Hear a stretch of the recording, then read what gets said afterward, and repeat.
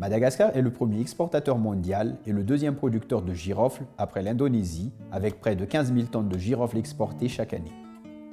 Source de revenus de plus de 31 000 petits producteurs malgaches, 40% de la production de girofle vient de la région d'Analanzrouf. Madagascar est aussi le troisième plus gros producteur de l'hémisphère sud de fruits de litchi, derrière la Chine et l'Inde, avec une production annuelle d'environ 100 000 tonnes. Et enfin, Madagascar est devenu le principal producteur exportateur de vanille dans le monde, avec près de 1500 tonnes de vanille préparée exportées. En 2018, ces secteurs rapportent respectivement à Madagascar 25 millions d'euros pour le litchi, 200 millions d'euros pour le girofle, 600 millions de dollars pour la vanille. Alors, ces trois produits sont importants pour Madagascar dans le sens où ce sont les produits phares pour l'exportation. Aujourd'hui, la vanille étant le premier produit qui ramène des devises au pays, ensuite le girofle et ensuite le litchi. Ce sont trois produits qui font connaître Madagascar tant par la qualité que par la quantité de produits que nous exportons. Cependant, au niveau des pays importateurs, la législation sur le contrôle de qualité est de plus en plus sévère et se resserre. En effet, aujourd'hui, les pays membres de l'Union européenne et les États-Unis, qui sont les principaux clients des produits horticoles malgaches, exigent un contrôle qualité effectué par un laboratoire indépendant avec des méthodes reconnues. Il est certain que ces exigences de qualité seront suivies par les autres pays des autres continents dans les prochains mois et années à venir.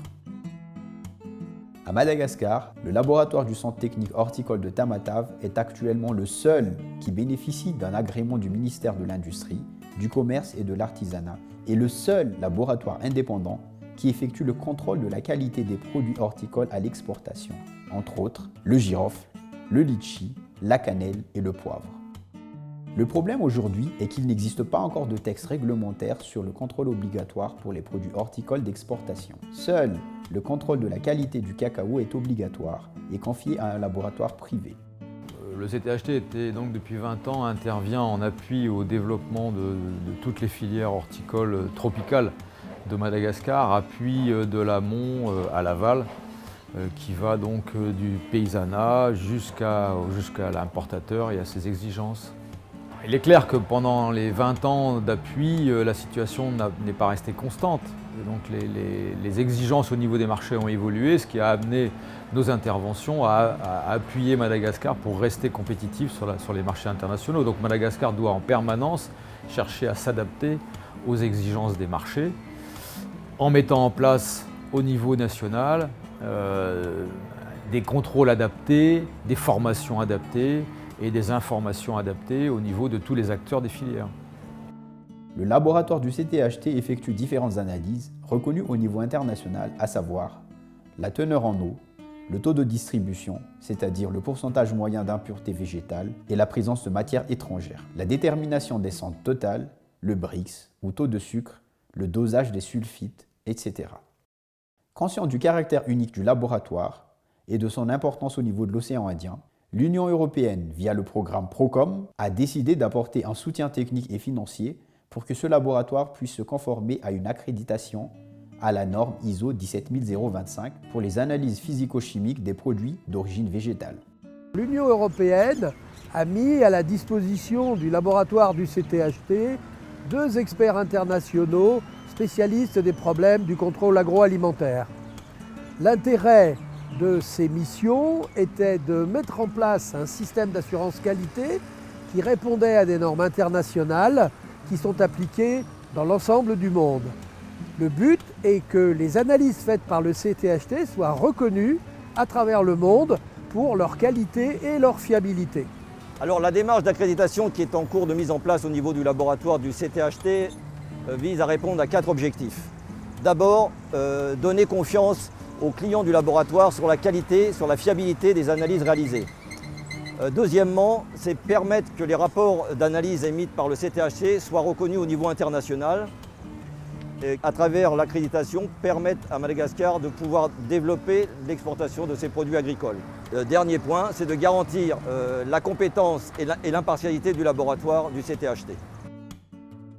Le laboratoire du CTHT effectue aujourd'hui près de 10 000 analyses par an avec près de 120 clients exportateurs locaux importants et 11 importateurs étrangers.